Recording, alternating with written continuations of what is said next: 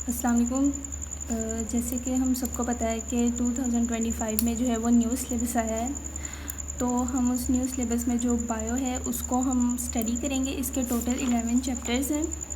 आज हम जो पढ़ेंगे वो है chapter number 1, the science of biology. ठीक है, तो अब सबसे पहले हम देख लेते हैं what is the science. Science क्या होती है? अब साइंस बेसिकली ये है कि अंडर द ऑब्जर्वेशन, अंडर किसके? दो चीज़ों के, एक है ऑब्जर्वेशन, दूसरा है एक्सपेरिमेंट।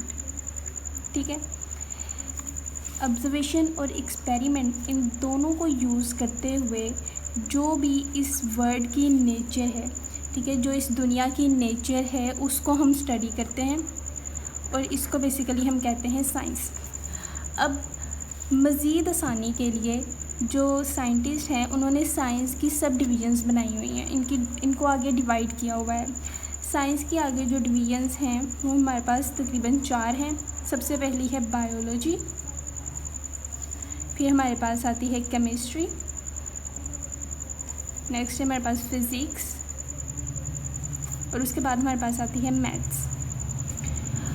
अब यहाँ पर जो हम स्टडी करेंगे वो है बायो। ठीक है, अब बायो क्या होती है? बायोलॉजी क्या है? बायो का मतलब होता है लाइफ और लॉजी का मतलब होता है स्टडी। तो जो ज़िंदगी है उसको स्टडी करने को हम बायोलॉजी कहते हैं। अब ज़िंदगी सिर्फ इंसानों के पास तो नहीं है, जितनी भी जानदार अशिया इस दुनिया में मौजूद हैं, चाहे वो इंसान हैं, चाहे वो जानवर हैं, वो परिंदे हैं, वो कीड़े मकोड़े हैं, वो पौधे वगैरह हैं, ये सारे हमारे पास जो है वो लिविंग ऑर्गेनिजम्स में आ जाते हैं। और लाइफ को स्टडी करने को हम बायोलॉजी कहते हैं। यानी कि हम बायो में सिर्फ इंसानों के ही बारे में नहीं पढ़ते, हम हर किस्म के जानदार को जो है वो स्टडी करेंगे। तो इसकी जो मेजर फील्ड्स हैं, बेसिकली अब साइंस की भी आगे बायोलॉजी हम पढ़ रहे हैं, बायो की आगे जो फील्ड्स मेजर फील्ड्स हैं अब हम वो देख लेते हैं। इसकी मेजर फील्ड्स जो हैं वो 3 हैं जो आपकी बुक में बताई हुई हैं। सबसे पहले है ज़ूलॉजी, बॉटनी और उसके बाद हमारे पास आ जाती है माइक्रोबायोलॉजी।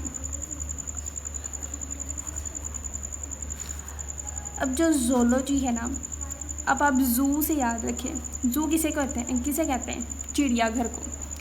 अब चिड़ियाघर में क्या होते हैं? जानवर होते हैं। तो बेसिकली एनिमल्स की स्टडी को हम जो है वो ज़ूलॉजी बोलते हैं। इसी तरह अब बॉटनी की स्टडी को हम जो बॉटनी है इसमें बेसिकली हम प्लांट की स्टडी करते हैं। ठीक है, और अब ये जो माइक्रोबायोलॉजी है, बायोलॉजी का अगेन वही मतलब कि लाइफ की स्टडी करनी है। माइक्रो का मतलब है स्मॉल। ठीक है, माइक्रो का लफ्ज़ जहाँ पर आ जाए उसका मतलब होता है स्मॉल। ठीक है, तो यानी कि ऐसे ऑर्गेनिजम्स, ऐसे जानदार जो बहुत ही छोटे छोटे हैं, जो हमें आम इंसानी आँख से नज़र भी नहीं आते, हम उनको माइक्रोस्कोप से देखते हैं, उनकी स्टडी को हम जो है माइक्रोबायोलॉजी कहते हैं। तो स्टडी ऑफ माइक्रो ऑर्गेनिजम्स, उसको हम जो है वो माइक्रोबायोलॉजी कहेंगे। फिर इसकी कुछ सब फील्ड्स भी हैं। ये तो थी ना major fields, zoology, botany, microbiology. इसके बाद इसकी सब फील्ड्स आती हैं जो तकरीबन आपकी बुक में 14 से 15 बताई गई हैं, लेकिन इससे भी ज़्यादा है, बट आपके लेवल में अभी इतनी ही बहुत है। सबसे पहले है मॉर्फोलॉजी। ठीक है, मॉर्फोलॉजी में क्या होता है कि हमने बेसिकली जो स्ट्रक्चर होता है ना आपका एक्सटर्नल स्ट्रक्चर, ठीक है, एक्सटर्नल स्ट्रक्चर, उसको बेसिकली स्टडी करना होता है। यानी कि जो आपकी साख्त है उसको।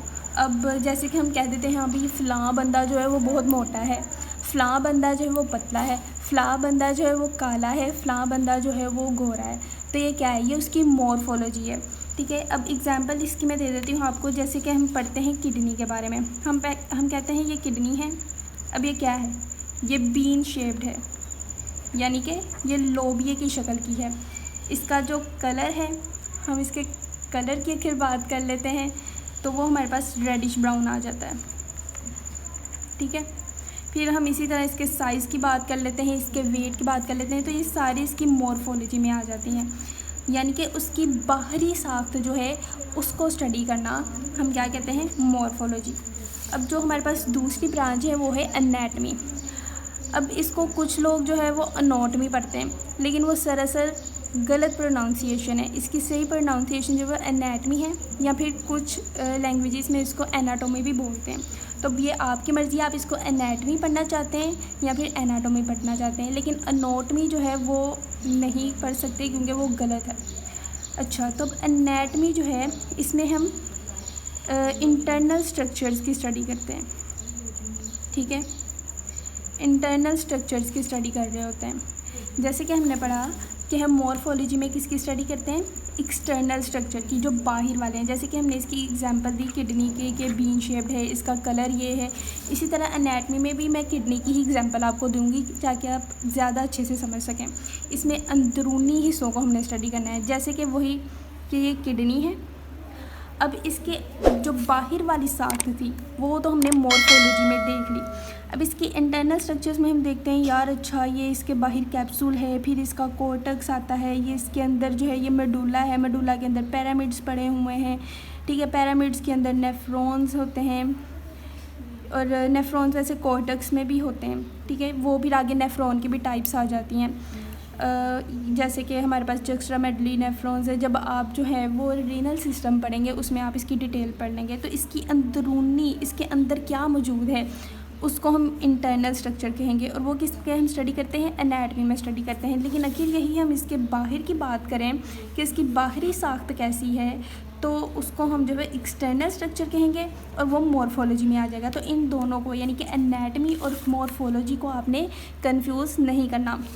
नेक्स्ट आ जाती है physiology. Logy mean study, physio का मतलब जहाँ पर आ जाए वहाँ पर होता है फंक्शनिंग, ठीक है। लेकिन अब आपने एक बात ये याद रखनी है कि फिजियोलॉजी में हम नॉर्मल फंक्शनिंग पढ़ते हैं, ठीक है। इसमें हम नॉर्मल फंक्शनिंग पढ़ते हैं, ये आपने बात नहीं भूलनी।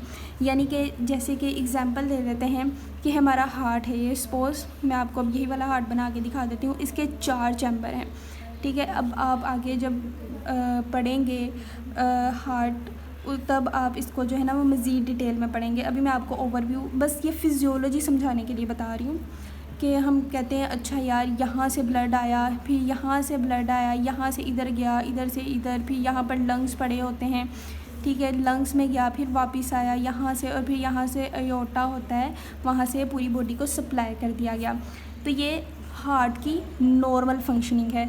तो हम बेसिकली फ़िजियोलॉजी में क्या पढ़ते हैं कि नॉर्मल फंक्शनिंग। अगेन मैं आपको बता दूं कि फ़िजियोलॉजी में सिर्फ ह्यूमंस की जो है वो हम नॉर्मल फंक्शनिंग नहीं पढ़ेंगे, क्योंकि हम पढ़ रहे हैं बायोलॉजी, और बायोलॉजी में हम जितने भी जानदार हैं उन सब की बात कर रहे हैं। तो फिजियोलॉजी यानी कि किसी भी लिविंग ऑर्गेनिज्म के जो ऑर्गन्स हैं या फिर जो सेल्स हैं या ऑर्गन सिस्टम हैं, उनको जो है उनकी नॉर्मल फंक्शनिंग को स्टडी करने को हम फिजियोलॉजी बोलते हैं।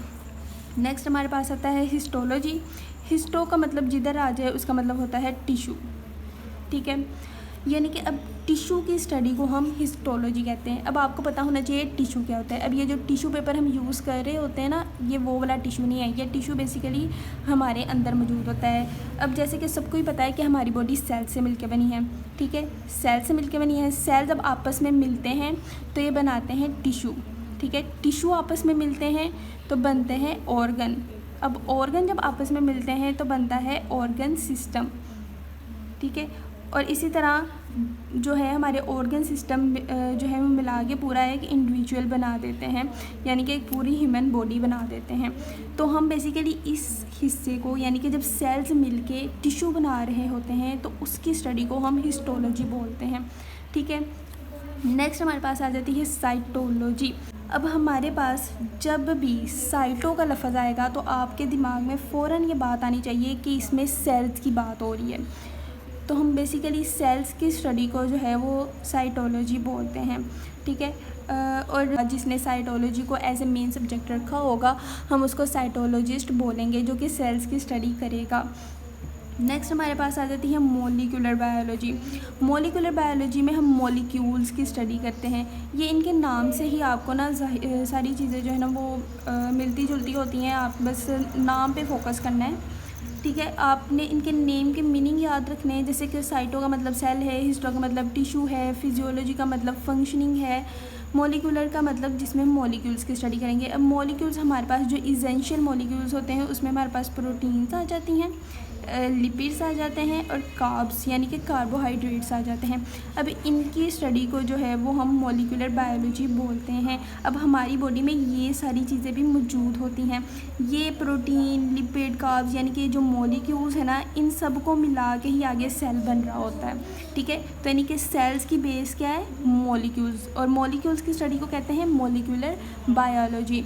अब इनमें हम साथ साथ में इनकी डिजीज़ भी स्टडी करते रहते हैं, लेकिन डिजीज़ को स्टडी करने के लिए एक अलग फील्ड भी बनाई गई है जो हम आगे डिस्कस करेंगे। अभी नेक्स्ट हमारे पास आ जाती है एम्ब्रियोलॉजी। एम्ब्रियो से फिर याद कर लें कि एम्ब्रियो जो है उसकी स्टडी को हम एम्ब्रियोलॉजी बोलेंगे। अब सबसे पहले आपको पता होना चाहिए एम्ब्रियो होता क्या है। अब क्या होता है? ये है फीमेल, ये है मेल। अब मेल से आया स्पर्म, फीमेल से आया एग।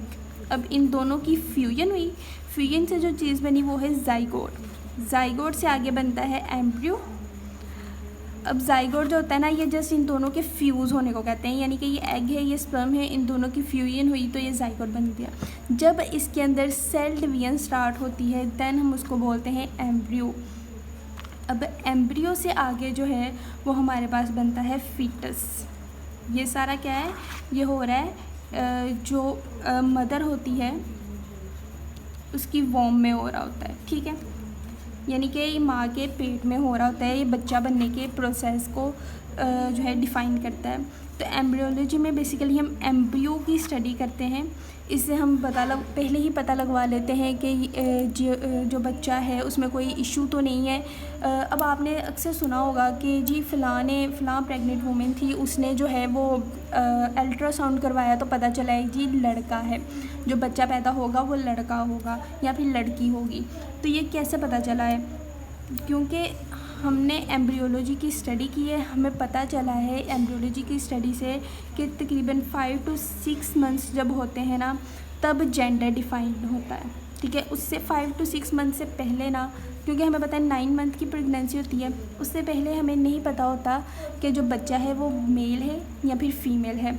5 to 6 मंथ्स में कुछ हार्मोन्स ऐसे होते हैं जैसे कि एंड्रोजन या फिर एस्ट्रोजन, इन हार्मोन्स की वजह से जो है हमें पता चलता है जो बच्चा है वो मेल होगा या फिर फीमेल होगी।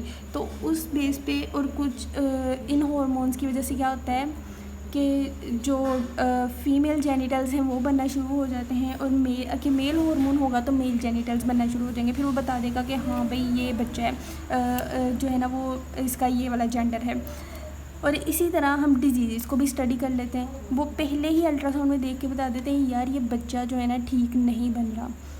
तो इस तरह से इसके अलावा कुछ ऐसी डिजीज़ होती हैं एम्ब्रियोलॉजी में जो कि क्योरेबल होती हैं, तो वो पहले ही जो है ना उसका ट्रीटमेंट स्टार्ट कर देते हैं। तो बेसिकली एम्ब्रियोलॉजी में हमने एम्ब्रियो को स्टडी करना है। नेक्स्ट आ जाता है जीनेटिक्स। जीनेटिक्स से याद रखो ये पहला लफ्ज़ ही जीन की स्टडी को जो है वो हम जेनेटिक्स बोलते हैं। ठीक है, अब बेसिकली जीन क्या होता है? हमें पता है कि हमारा ये सेल है। ठीक है, सेल के अंदर ये पड़ा होता है न्यूक्लियस, न्यूक्लियस के अंदर पड़ा होता है क्रोमेटिन मटेरियल जिसको हम क्रोमोसोम भी बोलते हैं। ठीक है, अब ये क्रोमोसोम वैसे तो ये क्रोमेटिन की फॉर्म में होता है। जब सेल डिवीजन की स्टेट आती है, आप नेक्स्ट जो है आपका 3rd या 4th चैप्टर है सेल डिवीजन का, उसमें आप इसको मज़ीद डिटेल में पढ़ेंगे कि जब डिवीजन की स्टेट आती है तब वो क्रोमोसोम यानी कि वो एक शक्ल इख्तियार कर लेता है। ये एक जो है ना इसको हम कहते हैं सिस्टर क्रोमेटिड्स, यानी कि ये शक्ल में आ जाता है। पहले इसकी कोई शक्ल नहीं है, अब ये शक्ल में आ गया, इसको हम कह देंगे क्रोमोसोम। ठीक है, अब इस क्रोमोसोम्स के ऊपर रीजन्स होते हैं जिसको हम कहते हैं डीएनए। अब ये डीएनए के आगे जो है ना वो डीएनए के अंदर जीन्स मौजूद होते हैं। ठीक है, तो बेसिकली इस जीन की स्टडी को हम जेनेटिक्स बोलते हैं। अब जेनेटिक्स के भी कुछ डिसऑर्डर्स हैं। जो जीन्स है ना वो हमारी विरासत को बेसिकली डिफ़ाइन कर रहे होते हैं, इनहेरिटेंस को डिफ़ाइन कर रहे होते हैं। हम कहते हैं ना फ़लाँ बच्चा जो अपनी माँ पर गया है, फ़लाँ बच्चा जो अपने बाप पर गया है, उसकी आँखों का रंग अपनी माँ से मिलता है, यानी कि उसके अंदर जो जीन्स हैं जो कि उसकी आई कलर को डिफ़ाइन कर रहे हैं वो उसकी मदर वाले हैं। ठीक है। तो ये बेसिकली हमें जीन्स की जो स्टडी है उससे ये बातें पता चली हैं। नेक्स्ट है हमारे पास प्लेंटियोलॉजी। प्लेंटियोलॉजी जो है वो हमारे पास फॉसिल्स की स्टडी को बोलते हैं, ठीक है। अब जो ये फॉसिल्स हैं ये क्या होते हैं, अब जितने भी एनिमल्स या फिर प्लांट्स, ठीक है, जो कि एक्सटेंट हो गए हुए हैं, जो कि अब नापैद हो गए हैं, इस दुनिया में मौजूद नहीं हैं, उनकी जितनी भी रिमेनिंग थिंग्स हैं, जो भी उनकी बाकियात हमें मिली हैं ज़मीन के अंदर से, उनको हम फॉसिल्स बोल देते हैं, ठीक है। एनिमल्स और प्लांट्स की रिमेनिंग को, जो कि कहाँ पर हमें मिली हैं, इन रॉक्स के अंदर भी मौजूद हो सकती हैं, पत्थरों के अंदर मौजूद हो सकती हैं, इसके अलावा वैसे भी ज़मीन में हमें मिल जाती हैं, तो उसको हम फॉसिल्स बोल देते हैं, ठीक है। अब देखें आपकी बुक में एग्जांपल दी हुई है डायनासोर की।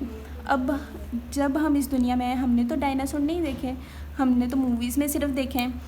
तो इसका मतलब ये कि साइंस ने हमें बताया कि हमारे इस दुनिया में आने से पहले भी यहाँ पर जानदार मौजूद थे, और वो जानदार किस तरह के दिखते थे ये सारा उनके फॉसिल्स की वजह से पता चल पाया है, ठीक है। नेक्स्ट है हमारे पास टैक्सोनॉमी में हम क्या करते हैं, बेसिकली हमने इसमें भी डिवीजन्स बनाई हुई हैं, हमने जो है ना क्लासिफिकेशन और ग्रुप्स बनाए हुए हैं, ग्रुप्स एंड क्लासिफिकेशन बनाई हुई हैं, ठीक है। जैसे कि सबसे पहले हमने साइंस में किया था, बायो, केमिस्ट्री, फिज़िक्स, मैथ बना लिया ताकि हमें मज़ीद आसानी हो पढ़ने में।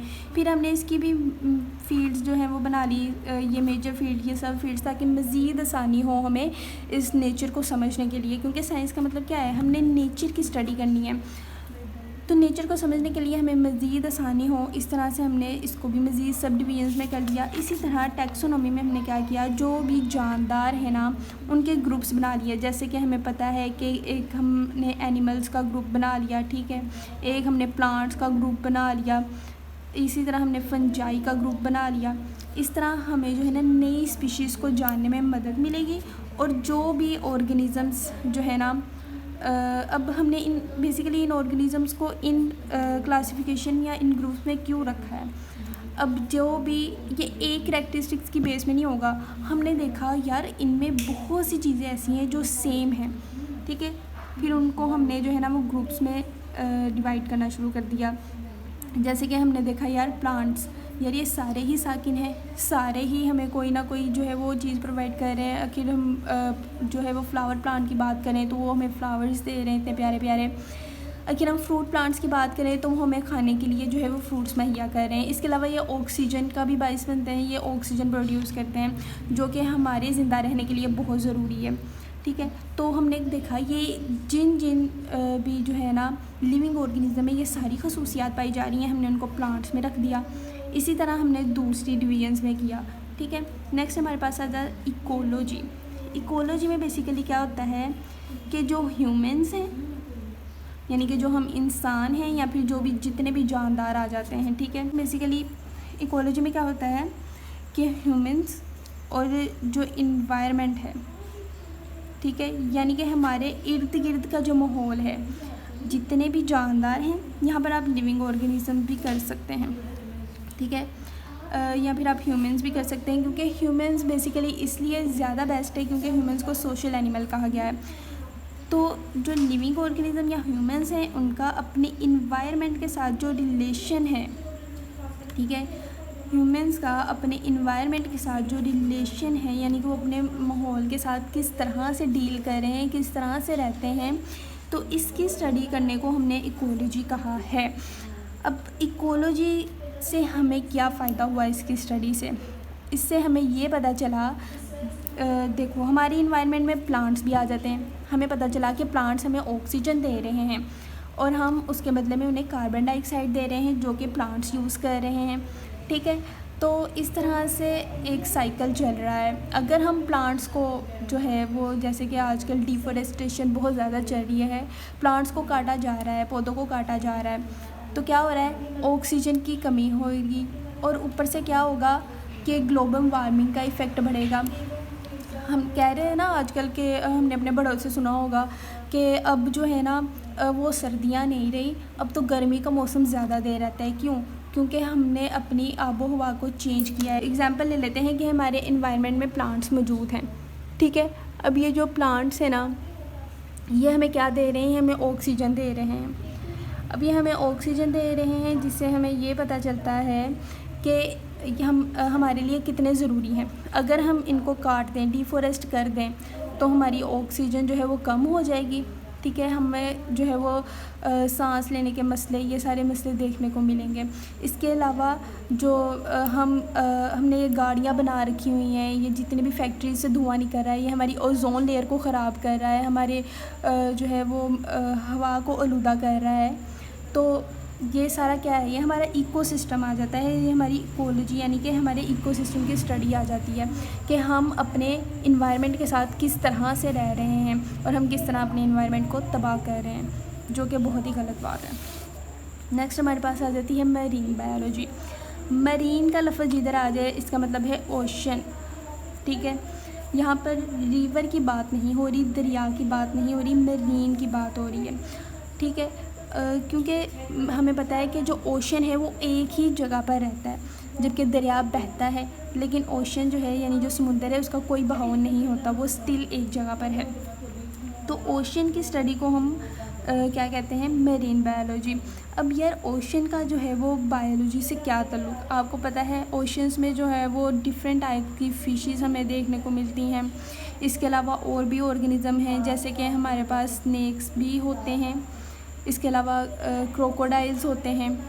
ये सारे जो है ना हमारे पास मरीन बायोलॉजी में आ जाते हैं। इसके अलावा हमारे पास प्लांट्स भी होते हैं। अगर आपने देखा हो कि जब आप मूवीज़ वगैरह देख रहे होते हैं तो जो लोग ऐसे समुंदर के नीचे गए होते हैं, वो नीचे प्लांट्स भी दिखा रहे होते हैं, एंड पे जो है वो उसकी बेस में जो है वो आपको पौधे भी देखने को मिलते हैं, तो हम उनको मैरीन प्लांट्स बोलते हैं।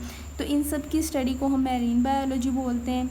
अब ये हमारे लिए क्यों ज़रूरी है, इससे हमें नई नई स्पीशीज़ का पता चल रहा है। साइंटिस्ट ने मैरीन बायोलॉजी को स्टडी किया, मैरीन में जाके जो है वो स्टडी की, तो उनको पता चला अच्छा ये वाली सारी मखलूक़ात जो हैं वो समुंदर के अंदर पाई जा रही हैं। ठीक है, और जितना भी फैक्ट्रीज़ वगैरह का वेस्ट होता है वो पानी में जाता है ज़्यादातर, तो उससे क्या होता है कि मैरीन जो है ना, जो पानी की आलूदगी है वो पैदा होती है। अब उससे जो है वो उन मछलियों को भी बहुत ज़्यादा नुकसान होता है। अब हम सोचेंगे यार उनको नुकसान हो रहा है, हम क्या करें, हम तो बिल्कुल सही है ना, लेकिन उसमें बेसिकली ये होता है कि अब वो मछलियाँ अगर कोई भी जहरीली गैस या फिर जहरीला फुजला जो है वो उनके अंदर मौजूद होगा, हम मछली खाते हैं तो वो हमारे अंदर भी जाएगा, तो हमें भी नुकसान देगा। ठीक है, तो इसलिए मैरीन बायोलॉजी की स्टडी भी बहुत ज़रूरी थी। अच्छा, नेक्स्ट हमारे पास आती है पैथोलॉजी। ठीक है, अब पैथोलॉजी में बेसिकली क्या होता है, पैथो का लफ्ज़ जिधर भी आ जाए ना, अपने जहन में बिठा लो को पैथो का मतलब जिधर आ जाए उसका मतलब होता है डिज़ीज़। ठीक है, यानी कि बीमारी। हम बीमारियों को स्टडी करने को पैथोलॉजी बोलते हैं। ठीक है, डिज़ीज़ की स्टडी को पैथोलॉजी बोलते हैं। हमने पैथोलॉजी की जो है ना वो ब्रांच रखी, तो हमें पता चला अच्छा जी फ़लाँ जो है ना वो बीमारियाँ इस दुनिया में पाई जाती हैं, फ़लाँ बीमारियों का हमने ट्रीटमेंट कैसे करना है, उनका डायग्नोस कैसे बनाना है, ये सारा पैथोलॉजी में आ जाता है। नेक्स्ट है इम्यूनोलॉजी। इम्यूनोलॉजी में बेसिकली हम इम्यून कंपोनेंट्स को स्टडी करते हैं। ठीक है, अब इम्यून कंपोनेंट्स में हमारे पास जो 3 चीज़ें आती हैं मेनली, वो कौन कौन सी होती हैं, सेल्स होते हैं हमारे जिनको हम इम्यून सेल्स कहते हैं, और वो बेसिकली WBCs होते हैं, यानी कि हमारे वाइट ब्लड सेल्स होते हैं जो इम्यूनिटी में रोल प्ले करते हैं, इम्यूनिटी। और उसके बाद हमारे पास आ जाती है एंटीबॉडीज़। एंटीबॉडीज़ के बाद हमारे पास आ जाता है कंप्लीमेंट। ठीक है, ये तीनों चीज़ें जो है वो मिलके हमारे इम्यून सिस्टम बनाती हैं। ठीक है, अब इम्यून सिस्टम बेसिकली होता क्या है, हमारी क़ुव्वत मदाफ़त, यानी कि हमारी बॉडी की जो आर्मी है हम उसको अपना इम्यून सिस्टम बोलते हैं। अब इसमें इम्यूनोलॉजी में हमें स्टडी करने से क्या फ़ायदा हुआ है, एक तो हमने वैक्सीन्स बनाई हैं। ठीक है, यानी कि बहुत से ऐसे ऑर्गेनिज़म्स हैं जिनके ख़िलाफ़ हमारी बॉडी जो कोई भी रिस्पॉन्स नहीं ले पाती, उसके अगेंस्ट जो है वो वर्क नहीं कर पाती, तो फिर हम क्या करते हैं कि हम बाहर से वैक्सीन डालते हैं, बाहर से आर्मी भेजते हैं। जैसे कि अब पिछले दिनों यहाँ पर जंग लगी हुई थी, तो कह रहे थे अच्छा जी चाइना मदद कर रहा है, कोई कह रहा था हाँ भाई तुर्की मदद कर रहा है, उसने अपनी आर्मी भेज दी हुई थी। तो सेम यही होता है कि हमारी अपनी बॉडी की जो आर्मी है ना, हमारी अपनी बॉडी की जो आर्मी है वो इस ऑर्गेनिज़म यानी कि जो ऑर्गेनिज़म आया है जो भी दुश्मन आया है उसके ख़िलाफ़ कमज़ोर पड़ गई है। तो हम क्या करेंगे, बाहर से मदद मंगवाएंगे। और बाहर से मदद कौन सी होगी, वैक्सीन। जैसे कि कोरोना में था, वैक्सीन लगा रहे थे, वो क्या था, हमारी बॉडी जो है उसके अगेंस्ट, यानी कि कोरोना वायरस के अगेंस्ट काम नहीं कर पा रही थी, कोरोना वायरस ज़्यादा स्ट्रॉन्ग था। तो क्या हुआ, हमने बाहर से वैक्सीन डाली, यानी कि बाहर से आर्मी प्रोवाइड की, जो क्या कर रही थी, कोरोना वायरस को किल कर रही थी। वायरस बेसिकली किल नहीं होता, वो आप जब वायरस वाले टॉपिक पढ़ेंगे तो उसमें मज़ीद डिटेल में पढ़ लेंगे कि वायरस किल क्यों नहीं होता। हाँ, हम उसको इनएक्टिवेट कर सकते हैं। तो बेसिकली वैक्सीन जो है वो वायरस को इनएक्टिवेट करेगी। इसके अलावा जितनी भी डिजीज़ हैं जो इम्यून से रिलेटेड हैं उसकी स्टडी हम करते हैं इसमें। जैसे कि हमारे पास आती है ऑटो इम्यूनिटी। ठीक है, ऑटो इम्यूनिटी में बेसिकली क्या आता है कि हमारी जो फ़ौज होती है, हमारी जो आर्मी है हमारी बॉडी की, वो हमारे अपने ही बॉडी के सेल्स को जो है ना जो दुश्मन समझ के उसको मारना शुरू कर देती है। यानी कि वो दुश्मन में और अपने लोगों में फ़र्क नहीं कर पाती, उसे लगता है अपने लोग भी दुश्मन ही हैं, तो अपने लोगों को मारना शुरू कर देती है। इसको हम कहते हैं ऑटो इम्यूनिटी। तो इस तरह की डिजीज़ को भी स्टडी करते हैं हम इसमें। फिर इस तरह की डिजीज़ से कैसे छुटकारा पाया जाए, इसको भी स्टडी करते हैं हम। फिर नेक्स्ट आ जाती है हमारे पास फार्माकोलॉजी। फार्मा जहाँ भी वर्ड आ जाए तो आप सुनते हैं फार्मेसी का लफ्ज़। फार्मेसी पे क्या होता है, आप मेडिसिन लेने जाते हैं, तो बेसिकली मेडिसिन्स की जो स्टडी है ना उसको हम कह रहे होते हैं फार्माकोलॉजी। इसमें है ना एक दो चीज़ें और बताई हुई हैं जो MCQ के पॉइंट ऑफ व्यू से बहुत इंपॉर्टेंट है। ठीक है, सबसे पहले तो ये कि ह्यूमन बॉडी में कितने सेल्स पाए जाते हैं। वो कहते हैं 30 ट्रिलियन जो है ना, इससे भी ऊपर 30 ट्रिलियन से भी ऊपर जो है ना 30 ट्रिलियन से भी ज़्यादा सेल्स जो है ना एक ह्यूमन बॉडी में मौजूद हैं। एक ये MCQ पॉइंट ऑफ व्यू से आप बात याद कर लें। दूसरा, उन्होंने ये फॉसिल्स की डेफिनेशन बता दी हुई है।